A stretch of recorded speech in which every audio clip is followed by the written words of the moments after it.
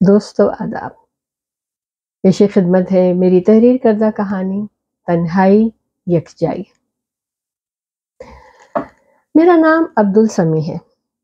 میری زندگی نہ پوچھئے، گویا تنہائی کی تصویر و تفسیر تھی۔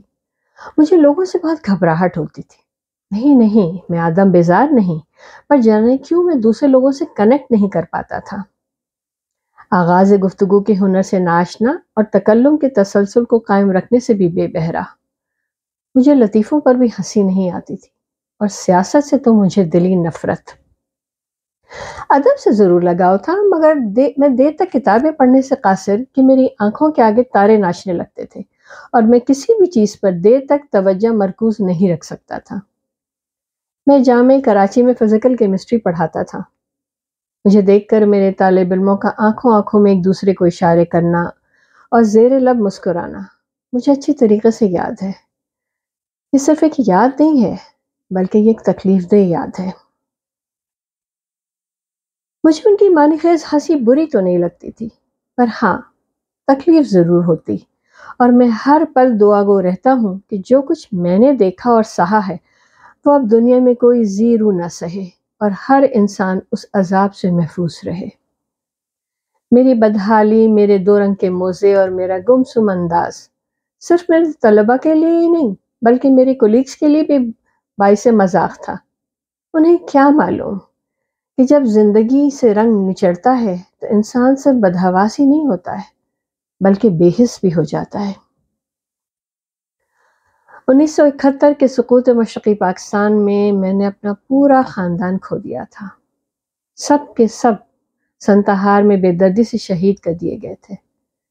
اس سانحے کے بعد میری آنکھوں پر گویا لال چادر تن گئی تھی۔ میں اس وقت ڈھاکہ یونیورسٹی میں اپنا تھیسس مکمل کر کے جمع کرانے گیا تھا، اور میرے پیچھے سنتہار میں میرا سارا کنبہ قتل کر دیا گیا۔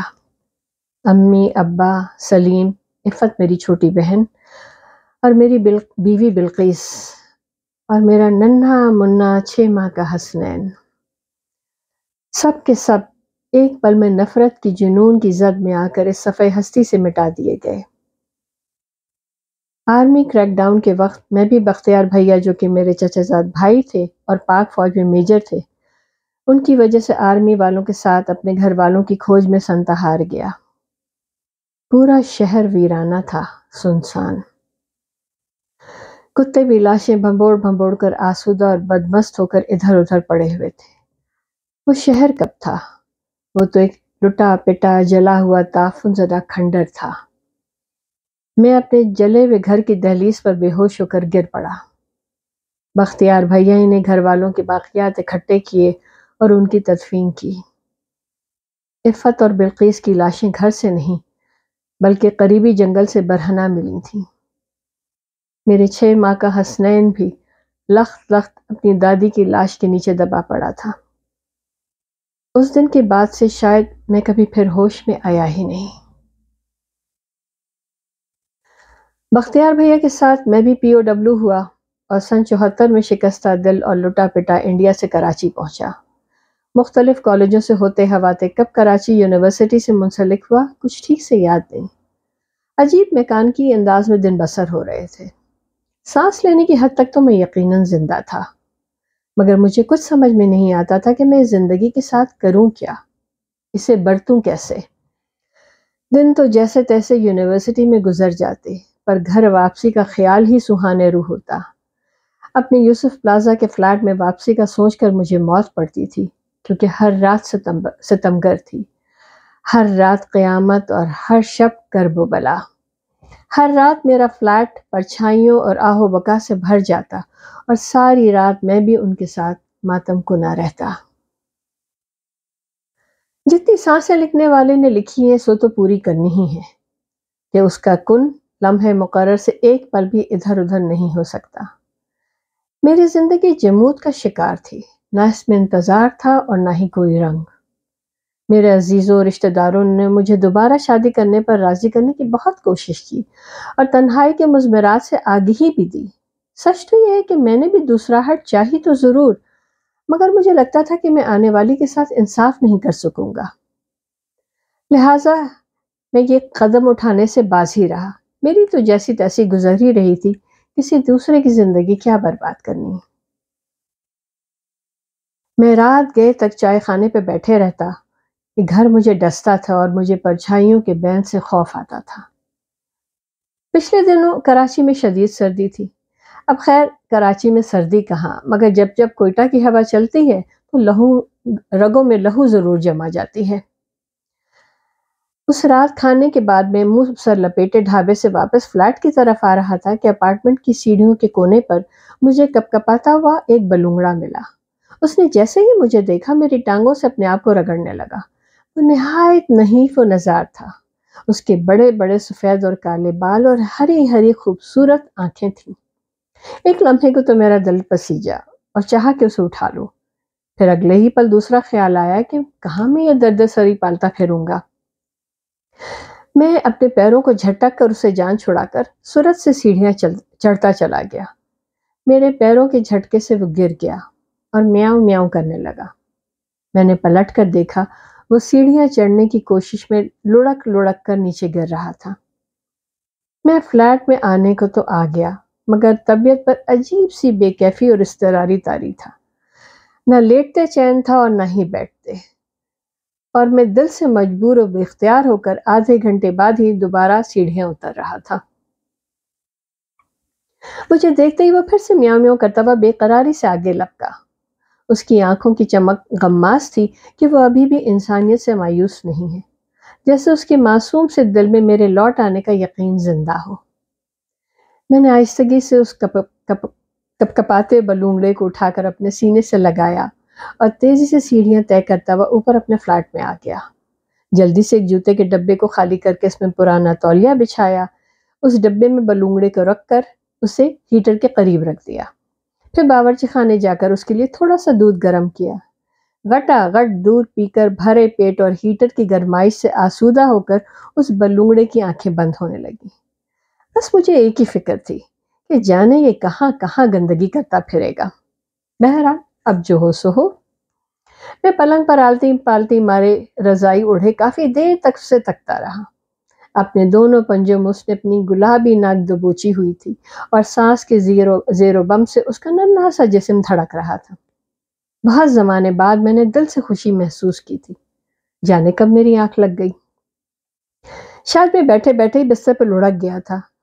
فضا فجر کی اذان سے گونج رہی تھی۔ فجر کی نماز سے فارغ ہوتے ہوتے ہی میرا ذہن آج کے دن کا مکمل پلان بنا چکا تھا۔ میری کھٹر پٹر سے بلونگڑے کی آنکھیں بھی کھل گئیں۔ اسے اٹھا کر جلدی سے غسل خانے میں نالی کے پاس رکھا اور میری حیرت کی انتہا نہیں رہی جب میں نے اسے تھوڑی ہی دیر میں نالی پر فارغ ہوتے دیکھا۔ فراغت کے بعد معصومیت سے منہ اٹھا کر مجھے دیکھنے لگا جیسے کہہ رہا ہو، کیوں جناب، ناشتے کا کیا انتظام ہے؟ مجھے ہنسی آ گئی اور میں اپنی ہنسی کی بازگشت پر خود ہی چونک گیا۔ جانے میں کتنے زمانوں کے بعد ہنسا تھا۔ میں نے اپنی دودھ پتی میں سے تھوڑا سا دودھ نکال کر اسے تشتری میں ڈال کر دیا۔ اس نے بڑی رغبت سے پیا۔ پھر میں نے چائے میں بھیگے ہوئے پاپے کے 2-3 ٹکڑے اس کی تشتری میں ڈالے اور وہ انہیں بھی ترنت چٹ کر گیا۔ پھر بڑے آرام سے بیٹھ کر اطمینان کے ساتھ اپنے آپ کو زبان سے چاٹ چاٹ کر صاف کرنے لگا۔ صفائی کے بعد اپنی الماس رنگ آنکھوں سے گویا مجھ سے داد طلب کی اور میرے ذہن میں جھماکا سا ہوا اور میں نے کہا، سنو میاں، تمہارا نام جیٹ کیسا رہے گا؟ اس نے بڑی متانت سے میاؤں کی، گویا اسے میرا دیا ہوا نام قبول تھا۔ ناشتے سے فارغ ہوتے ہی میں نے 10 دنوں کی چھٹی کی درخواست لکھی اور یونیورسٹی روانہ ہوا۔ ڈین صاحب میری چھٹی کی درخواست پر ششدر تھے کہ میں نے آج تک ایک بھی چھٹی نہیں کی تھی۔ سوکھا ہو، ساون ہو کہ باڑ ہو، میں ہر حالت میں یونیورسٹی میں موجود ہوتا۔ انہوں نے ایک لفظ بھی پوچھے بغیر درخواست پر دستخط کر دیے اور میں خوشی خوشی الٹے پیروں فلیٹ پر واپس آ گیا۔ واپسی پر بازار سے جیٹ کے لیے پنگ پونگ کی بال لینا نہیں بھولا تھا۔ ان دنوں میری صرف ایک ہی مصروفیت تھی، جیٹ کو کھیلتے دیکھنا، اسے کھلانا، اس کے پیالے میں تازہ پانی بھر کر رکھنا اور اس کے بالوں میں برش کرنا۔ اب جیٹ کی صحت بہت اچھی ہو گئی تھی اور شرارتیں کئی گنا بڑھ چلی تھیں۔ میں اب رات میں اسے اپنے ساتھ رحمت کے ڈھابے پر بھی لے جاتا تھا۔ وہاں وہ بڑے مزے سے میری گرم چادر میں گول ہو کر بیٹھا رہتا اور جب اسلم کھانا ٹیبل پر چنتا تو یہ چادر کی بکل سے اچھل کر ٹیبل پر آ جاتا۔ میں اسے گوشت اور روٹی مسل مسل کر اسے لقمہ ڈالتا جاتا۔ رحمت کو اس کا نام سمجھ میں نہیں آتا تھا، سو وہ اسے جیڈی کہہ کر پکارتا تھا۔ رفتہ رفتہ سارے ہوٹل والے اسے جیڈی کہنے لگے اور جیڈ میاں بھی سب سے ہل مل گئے۔ جیڈ کو اب میرے پاس سال سے اوپر ہو چلا تھا۔ جولائی کے مہینے کی بات ہے کہ یونیورسٹی میں گرمیوں کی تعطیل تھی۔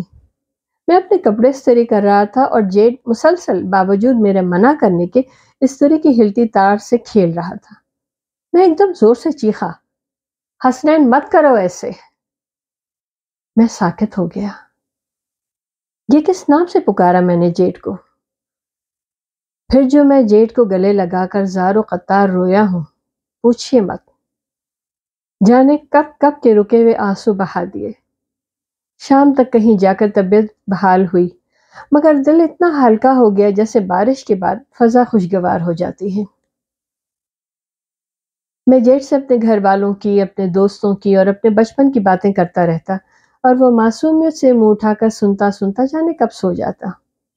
اب مجھ میں جینے کی امنگ جاگ رہی تھی۔ اس بات کا اندازہ مجھے یوں ہوا کہ میں اپنے کپڑوں کی الماری ٹھیک کر رہا تھا تو مجھے اپنے کپڑے اتنے پرانے اور بوسیدہ لگے کہ میں حیران رہ گیا۔ میں اب تک یہ پہنتا آیا ہوں؟ دوسری شام میں صدر گیا اور اپنے لیے 6 ریڈی میڈ شرٹس اور 4 پینٹ کے کپڑے لیے اور واپسی پر واٹر پمپ میں درزی کو پینٹ سینے کے لیے دیتا ہوا آیا۔ واٹر پمپ کی بازاری سے میں سروس کی دکان سے ایک جوڑا جوتا اور ایک جوڑا کالی سینڈلوں کا مول لیا۔ 4 عدد بیڈ شیٹ اور کچھ پلیٹیں اور چائے کے مگ بھی خریدے۔ مجھے اب گھر کی ہر چیز اس قدر آؤٹ ڈیٹڈ اور بدرنگی لگنے لگی تھی کہ مجھے اپنے آپ پر حیرت ہونے لگی تھی کہ میں آخر کس طرح رہ رہا تھا۔ میں اپنے آپ کو محسوس کرنے لگا تھا اور مجھ پر موسم بھی اثر انداز ہونے لگے تھے۔ میں اسٹاف روم میں روزمرہ کی گفتگو میں شریک ہونے لگا تھا، مگر سیاست کے موضوع سے اب بھی کوسوں دور بھاگتا۔ میرا بیسٹ فرینڈ اب بھی صرف اور صرف جیڈ ہی تھا۔ بس جیڈ کی ایک عادت سخت ناپسند تھی، وہ یہ کہ بچپن کی طرح وہ اب بھی میری گردن سے لگ کر سوتا تھا۔ اب وہ بلونگڑا تو تھا نہیں، 4 سال کا صحت مند موٹا بلا تھا اور خاصا وزنی بھی۔ میں لاکھ اسے ہٹاتا پر ہر تھوڑی دیر کے بعد وہ پھر سے میری گردن میں گھسا خرخر کر رہا ہوتا۔ اب جیڈ صبح ہی صبح میرے ساتھ نکل جاتا اور محلے میں ادھر ادھر مارے کھکھیڑے پھرنے کے بعد دن میں رحمت کے ہوٹل میں جا کر سو جاتا۔ میں جیسے ہی یونیورسٹی سے واپسی پر بس سٹاپ پہ اترتا، وہ بھی گلی کے نکڑ پر آ جاتا اور ہم دونوں اکٹھے گھر واپس آتے۔ ایک بری بات یہ ہوئی کہ باہر رہنے کی وجہ سے جیٹ اب خاصا آوارہ اور لڑاکا ہو چلا تھا۔ آئے دن دوسرے بلوں سے لڑائی کر کے زخمی ہوتا۔ میں نے چاہا کہ بچپن کی طرح اسے فلیٹ میں بند کر کے یونیورسٹی جاؤں، مگر اس کی بے چینی اور اداسی آڑے آ جاتی تھی۔ ہم دونوں کے دن مزے سے گزر رہے تھے اور میں احسان مند تھا جیٹ کا جس نے مجھے دوبارہ زندہ کر دیا تھا۔ اب بھی اکثر راتوں میں میرے گھر میں پرچھائیاں آتی تھیں، پر اب وہ بین نہیں کرتی، بلکہ ان سے ایسے ہی گپ شپ ہوتی جیسے ہم لوگ سنتہار میں شام کے وقت آنگن میں بیٹھ کر کیا کرتے، اور اب مجھے وحشت نہیں ہوتی تھی۔ حقیقت تو یہ ہے کہ اب مجھے کچھ تنہائی بھی ستانے لگی تھی، مگر کہتا تو کس سے کہتا؟ سب عزیز رشتہ دار شادی کے لیے اصرار کر کر کے ہار گئے تھے اور میری نہ ہاں میں نہ بدلی تھی۔ اب کہتا تو کیا کہتا اور کس منہ سے کہتا؟ کولیگ سے میری اس قدر بے تکلفی نہیں تھی کہ ان سے اس قدر ذاتی مسئلہ ڈسکس کرتا۔ سوچ بچار کے بعد میں نے اپنی مسجد کے امام صاحب سے بات کرنے کی ٹھانی اور ایک دن عشاء کی نماز کے بعد تنہائی میں ان کے سامنے اپنا سوال رکھ دیا۔ امام صاحب کے بشرے سے حیرانی ظاہر تھی، پر انہوں نے وعدہ کیا کہ وہ ضرور میرے رشتے کے سلسلے میں کوشش کریں گے۔ شرم تو مجھے بھی آ رہی تھی کہ بھلا 57 سال بھی کوئی عمر ہے شادی کی۔ مجبوری یہ تھی کہ جیٹ کے باوجود اب تنہائی محسوس ہونے لگی تھی۔ میں بولتے بولتے تھک چکا تھا اور اب 2 طرفہ مکالمے کی شدید آرزو تھی۔ میں نے امام صاحب پر زور دیا کہ کوئی ایسی خاتون ہو جو بیوہ ہوں یا جنہیں طلاق ہو چکی ہو۔ مہینے گزر گئے، امام صاحب کی طرف سے کوئی جواب نہیں ملا۔ میں اپنے اندر انہیں یاد دہانی کرانے کی ہمت نہیں پاتا تھا۔ شاید اسی تنہائی کے سبب میرے مزاج میں رنجیدگی اور چڑچڑاپن بڑھ چلا تھا۔ جیٹ نے یہ تبدیلی نوٹ کر لی اور اپنا پیار مزید بڑھا دیا، پر میری طبیعت کی یاس برقرار رہی کہ اب دل کا مطالبہ کچھ اور تھا۔ ایک رات میں اگلے دن کا لیکچر تیار کر کے کپڑے وغیرہ پریس کر کے بستر پہ لیٹنے ہی لگا تھا کہ قریباً 11 بجے کے قریب دروازے کی گھنٹی بجی۔ یا اللہ، اس وقت کون؟ دروازہ کھولا تو امام صاحب کھڑے تھے۔ انہیں دیکھ کر دل خوشی سے دھڑک اٹھا۔ انہیں عزت سے بیٹھک میں بٹھایا اور چائے کا پوچھا تو انہوں نے انکار کرتے ہوئے میرا ہاتھ پکڑ کر مجھے اپنے قریب بٹھا لیا اور کہنے لگے کہ میاں، اپنے طور پر تو میں نے بہت تلاشا، سمجھدار و ذمہ دار لوگوں سے ذکر بھی کیا، پر بات نتیجہ خیز ثابت نہیں ہوئی۔ میں دل ہی دل میں سخت شرمندگی محسوس کر رہا تھا اور ہمت نہ ہوتی تھی کہ آپ کو ٹکا سا جواب دوں۔ میں نے اپنی بیوی سے ذکر کیا تو وہ خوب ہنسی اور کہنے لگی، لو، بغل میں بچہ اور شہر بھر میں ڈھنڈورا۔ میں نے پوچھا، کیا مطلب نیک بخت؟ کہنے لگی، امام صاحب، اپنی رفت کی اردو کی استانی حاجرہ میں کیا برائی ہے؟ میں تو اچھل ہی پڑا۔ میں نے کہا، نیک بخت یہ تو بہت ہی معقول جوڑ ہے، دونوں ہی اہل زبان ہیں اور ہم پیشہ بھی، اور سب سے بڑی بات کہ زخم خوردہ بھی۔ بیوی، تم حاجرہ کا اندیا تو لو۔ تو آج جب میں عشاء پڑھ کر گھر لوٹا تو زوجہ نے بتایا کہ اس دکھیاری کو بھلا کیا اعتراض، اس کا جگر پہلے ہی بھابھی کے تانوں تشنوں سے چھلنی ہے، اگر جو کہیں آسرا مل جائے تو فبہا۔ بس میاں، میں تو بھاگا بھاگا تمہارے کنے آ گیا، پر کچھ بھی کہنے سے پہلے حاجرہ کی بپتا سن لو۔ عمر اس کی کوئی 50-52 کے قریب ہوگی، کہرے بدن اور شکل و صورت کی معقول، سبھاؤ میں اعلیٰ۔ میرے گھر اس کا برابر آنا جانا رہتا ہے اور میری زوجہ کی چھوٹی بہنوں جیسی ہے۔ سرکاری اسکول میں استانی ہے مگر دکھیا ہے کم نصیب۔ شادی کے چوتھے ہی سال طلاق ہو گئی تھی، وجہ اس کا بانجھ پن ہے۔ بھائی بھاوج کے ساتھ رہتی ہے، بھاوج آدھی سے زیادہ تنخواہ بھی اینٹ لیتی ہیں اور جی بھر کے اس بد نصیب کا کلیجہ بھی جلاتی ہیں۔ تم ملنا چاہو تو میرے گھر پر اس کا انتظام ہو سکتا ہے کہ شریعت میں اس کی اجازت ہے۔ میری تو خوشیوں کا ٹھکانہ ہی نہیں تھا۔ میں نے کہا، نہیں نہیں نہیں، ملنے کی مجھے کوئی ضرورت نہیں، مجھے رشتہ منظور ہے۔ امام صاحب میری بےتابی پہ مسکرا دیے۔ ٹھیک ہے میاں، پھر چاند کی 14ویں کو بعد مغرب نکاح رکھ لیتے ہیں، 12 دن ہے تمہارے کہنے، تیاری کر لیجیو۔ اس بیچ میں حاجرہ کے بھائی اسلام سے بھی بات کر لیتا ہوں اور اپنے ہی گھر پر تمہاری اور اسلام کی ملاقات کروا دیتا ہوں۔ اسلام کی بیوی کو جتنی دیر سے اس معاملے کی خبر ہو اتنا ہی دونوں پارٹی کے لیے بہتر ہے۔ ٹھیک ہے میاں، تم تیاری پکڑو۔ امام صاحب جب دروازے سے نکلنے لگے تو میں نے جھجکتے ہوئے ان سے کہا کہ امام صاحب، بس ایک بات ان سے ضرور معلوم کر لیجئے گا کہ انہیں بلی پر تو کوئی اعتراض نہیں کہ میں جیٹ کو نہیں چھوڑ سکتا۔ اگر وہ ہم دونوں کو قبول کرتی ہیں تو میں دل و جان سے حاضر ہوں۔ امام صاحب خوب ہنسے اور کہنے لگے، میاں بے فکر رہو، وہ دکھیا تو جانوروں پر اپنی ممتا لٹاتی پھرتی ہے، تمہارا جیٹ بالکل محفوظ رہے گا۔ کیوں جیٹ میاں، شہبالہ بنو گے اپنے مالک کے؟ امام صاحب یہ کہتے ہوئے ہنستے ہوئے سیڑھیاں اتر گئے۔ 2 دن بعد میری اسلام صاحب سے امام صاحب کے گھر ملاقات ہوئی اور سارے معاملات طے پا گئے کہ طے ہوا کہ حاجرہ کا نکاح امام صاحب کے گھر پر ہوگا اور وہاں صرف اسلام صاحب اور حاجرہ ہوں گے۔ نکاح کے بعد رخصتی ہو جائے گی اور ولیمہ میری مرضی پر منحصر ہے کہ میں جب اور جہاں چاہے کروں اور چاہے جتنے افراد بلاؤں۔ بس جناب، خیر سے نکاح ہو گیا، چھوٹے پیمانے پہ گلی میں شامیانہ لگا کر ولیمہ بھی کر لیا۔ حاجرہ کی بھابھی خوب چیخیں چلائیں، پر اب کیا ہو سکتا تھا جب چڑیا چگ گئی کھیت۔ حاجرہ نہایت سادہ اور بہترین سوبھاؤ کی خاتون ہے۔ مجھے ان کے پہلے میاں کی کم نصیبی پر افسوس ہوتا ہے کہ کیسا ناقدرہ شخص تھا۔ کیا ہوتا جو وہ بے اولادی کو مشیت ایزدی سمجھ کر قبول کر لیتا اور ان کی قدر کرتا۔ جانے انسان سارے فیصلے اپنے ہاتھوں میں کیوں رکھنا چاہتا ہے، اتنا فرعون کیوں بن جاتا ہے۔ میں سوچ بھی نہیں سکتا تھا کہ میری زندگی میں اتنے خوشگوار دن بھی آ سکتے ہیں۔ عرصے دراز بعد مجھے گھر کی آسودگی اور سہولت میسر آئی تھی۔ حاجرہ بہترین شریک حیات ثابت ہو رہی تھیں اور میں اللہ تعالیٰ کا جس قدر بھی شکر بجا لاتا کم تھا۔ یہ جیٹ کا مجھ پر احسان ہے کہ وہ دوبارہ مجھے زندگی کی طرف لے آیا۔ کبھی کبھی مجھے حیرت ہوتی ہے کہ کسی کی زندگی میں بہتری اور بدلاؤ لانے کے لیے بعض اوقات اللہ تعالیٰ جانور کو بھی چن لیتے ہیں۔ واقعی رب کے بھید رب ہی جانے۔ اس ہیپی سٹوری کا صرف ایک پہلو ذرا دردناک ہے، اور وہ یہ کہ اب جیٹ میاں مجھ سے زیادہ حاجرہ سے پیار کرنے لگے۔ کیسا طوطا چشم نکلا یہ جیٹ بھی۔